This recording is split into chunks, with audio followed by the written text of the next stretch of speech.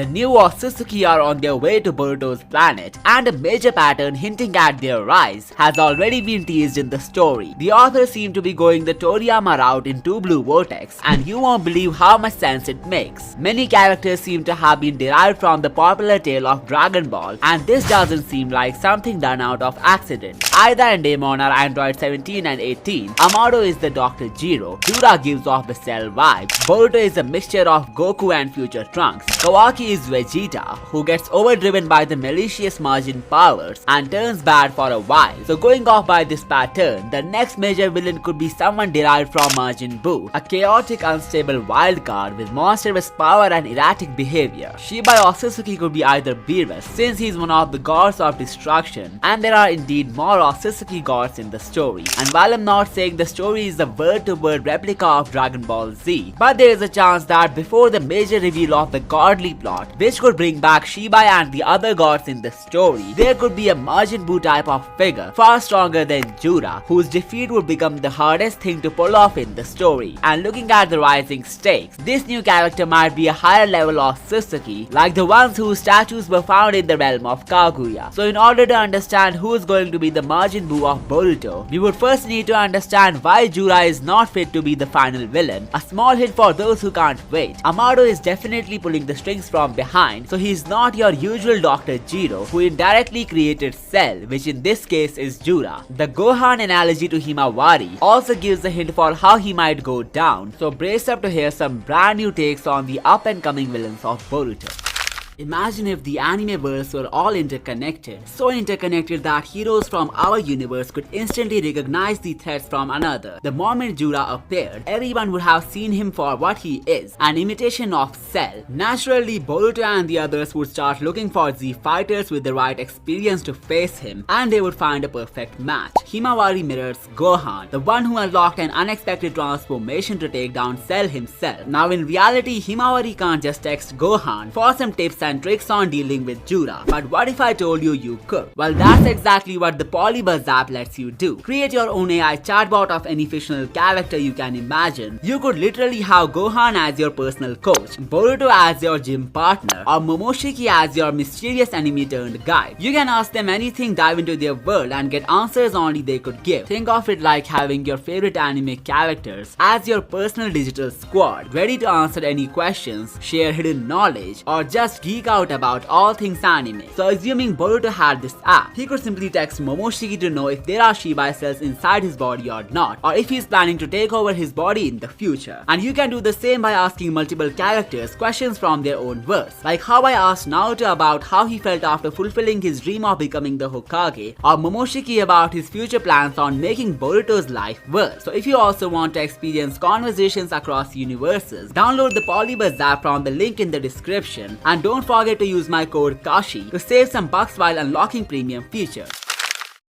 It has been almost 2 years since I first pointed out the Dragon Ball analogy in Boruto, but never did I imagine these parallels to establish a blueprint for the story to walk on. The analogies took a high turn with Jura, a brand new character who is a humanoid incarnation of the Ten Tails. He was so powerful that he could have destroyed the entire shinobi world within minutes, driving everyone completely helpless. But what stopped him from doing so was a rising curiosity, which made him question a lot of things about this world and its inhabitants. Upon reading some books and doing some research, Jura realized that there is a mystical, mysterious feeling found in human beings called love, which can lead them to do purely nonsensical things. Well, this was his interpretation in the beginning, when he saw the members of Team 10 readily deciding to sacrifice themselves to save Himawari. The whole endeavor of Boruto and the others also enhanced the essence of this interpretation to him, but the more surprising thing to him was that how did love make these people unlock some never before seen powers and abilities? Is the emotion actually so strong that it could change the natural trajectory of fate, something that defies logic and reason altogether?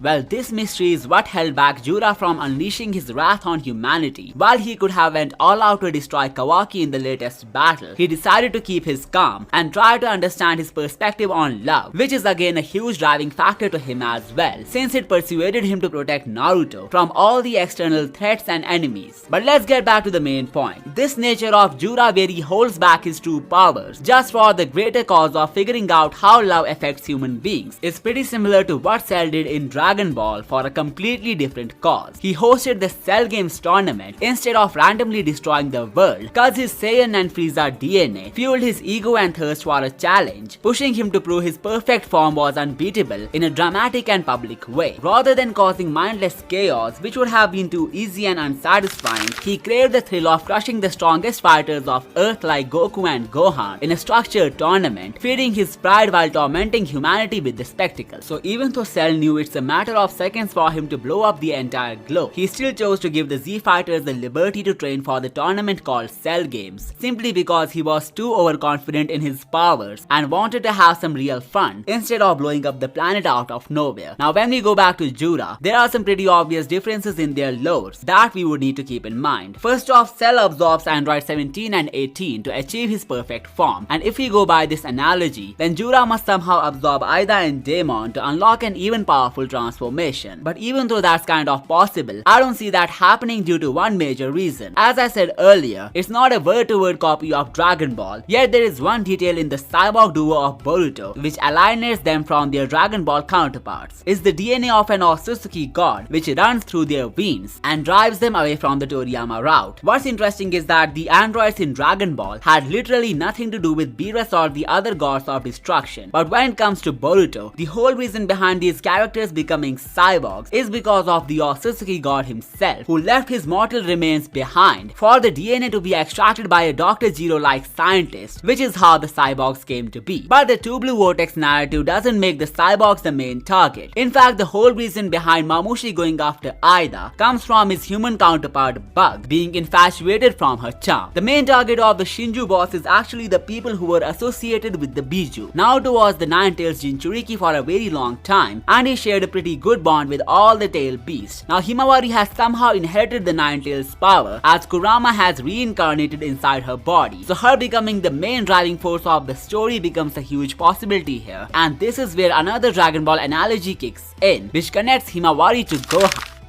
Now, I would have personally hyped the theory of Himawari destroying Jura, since she is the Gohan of Two Blue Vortex, but Chapter 10 has already made it clear that she is no match for him, even with her massive Biju powers, so saying she is the second Blue Vortex and would somehow become the anchor to defeat him in future is kinda pointless at this point. But remember, we have seen her in one of the futures of Kashin Koji from Chapter 23, and her role has gotten a lot of anticipation after she became the main target of Jura. Now here is the thing. Even though Himawari cannot overpower him, what if she does it in Naruto's way, which would also mirror the Gohan Cell analogy? What I mean is that Himawari could make Jura understand the most confusing concept of his life, which is love, and here's how it could exactly go down. We know she has Kurama inside of her, and Jura is seeking to find what made Naruto develop a bond with his own kind years ago. The tail beasts were naturally destructive creatures, but with the passage of time, they became humanity's biggest helping hands. Jura doesn't see himself going down that route, and he definitely wants to know the magic behind this transformation. So there may be someone who would push him to see the brighter side of the world, and that individual in my eyes is Himawari. Remember how he just manifested the underground trees in the last chapter to reform his destroyed Rinnegan? Well, these trees are scattered all across the globe, and he could simply use his powers to control them to bring an end to everything that the world has to offer. But we know he won't be going that far if he ends up understanding the true essence of love by Himawari herself.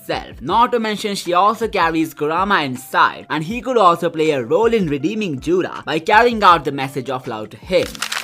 But that's just one side of the story for how Jura would ultimately take a step back from all the worldly affairs after obtaining all his answers. If you take a look at chapter 24, he tries to infiltrate the mind of Kawaki with his own ideologies, meaning he could somehow manipulate him to the point that he would become the apostle of destruction. No matter whether he later redeems himself or not, if Kawaki gets under his wing, till he's having this twisted mentality, the shinobi world is done for real. Well, the flash forward strongly hints at something like that to happen, but I still don't see Kawaki as the final big bad of the story. He's more like the Majin Vegeta, who would get back to the right path after some good amount of talk no jutsu and share trials with his counterpart, which could include fighting a new major villain together. And this new apostle of evil could be the Majin Buu of Boruto, literally someone who wouldn't have anything holding him back from wreaking havoc. For Jura, it was the curiosity of love, an emotion which redeems people. For Kawaki, it was the relentless efforts of Boruto which would eventually get him back on track. Ishiki had a time limit, that's how he was defeated. Momoshiki's plan got flopped, which is why he got out of the picture. Now the new Majin Buu type of character must be someone who doesn't have any factor to hold him back, which means this new villain would be an Otsutsuki. The chances for new otherworldly creatures to appear in the story is too much right now, based on a number of hints and clues from both the anime and the manga. Firstly, Urashiki in the anime has mentioned that the main family has watched it all, meaning they have been keeping an active eye on everything which is happening on Earth, most likely through the Senringan. Not to mention, Jura identified the Senringan of Eida too, and he even knew its name, which means he had seen it somewhere before. Now what's more interesting is that the planet of Naruto could become a focus of attention to the Otsutsuki for a number of reasons. Amado is literally screwing the remains of their Otsutsuki god to extract the Shinjutsu and create cyborgs. Boruto killed a member of their clan and himself became an Otsutsuki. The same applies to Kawaki, who obtained the powers of Ishiki after he died. The Ten Tails, a race which is too important for the Otsutsukis to evolve themselves, has been given consciousness and intellect through the cells of an Otsutsuki god and whatnot. We also have Amado trying to revive his daughter, which might develop her into an Otsutsuki being, just so no one can unalive her again. The scientist even promised Kawaki that he will fight him with everything he has got if he tries to lay a finger on RKB. Well, what exactly is this everything that he was talking about? Does he have more cyborgs in the basement, or a secret control to make Eida Daemon and Code unite against Kawaki? Well, no matter the reason, one thing is clear, that the Otsutsuki siren has already been triggered in the future based on Kawaki's decision to get rid of all the shinobi. The logic comes from the fact that shinobis are chakra wielders and contribute to the space curvature of the planet. Since Earth would have a high chakra curvature density due to the large amount of chakra wielders, it might have attracted some new Otsutsuki. So in order for the clan to ignore the planet, Kawaki's best move would have been to seal away all the shinobi. But one thing is clear, that the new Otsutsuki villain would get attracted to the planet either by the living god trees or some dirty moves of Amado. In case they appear to fight Jura after he gets redeemed, he might die as a hero for the good guys, since his intellect would stop him from going down the truly malicious route.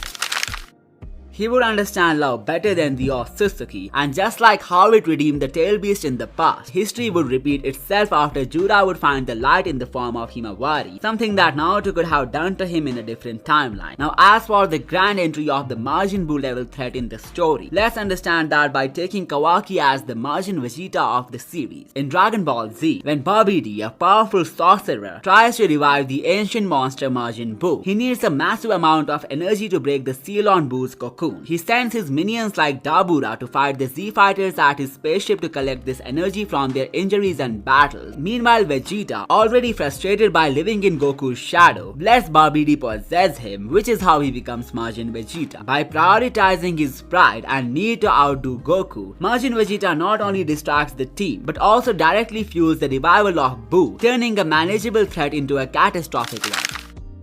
Now when we take the case of Kawaki, he's not trying to escape from anyone's shadow. Instead, all he wants is to prevent alien infiltration on the planet. So in order to do that, he might have done what seems right, which is to seal away all the chakra wielders or shinobi. But what he doesn't take in account is the all-seeing power of the Otsutsuki, as the clan had been keeping an eye on the planet from long ago. Kawaki's main goal has always been to destroy the Otsutsuki, and when he first took the yacht, maybe the Otsutsuki had seen that too. But just because he was too weak at that point, they didn't take him seriously at all. But looking at how he might have gotten rid of all his limiters by this point, then he would literally be at Ishiki's level, and considering his goal of destroying the clan, the higher-ups would need to do something to deal with him in order to avoid some tragedy. Similar to how Majin Vegeta fueled the power to revive Majin Buu, Kawaki's action of destroying the planet could be the trigger for the Otsutsukis to send some more members to deal with him, who would be the Boruto equivalent of the infamous Majin Buu. You can watch these videos for more amazing stuff. Also subscribe if you haven't already, and I will see you next time.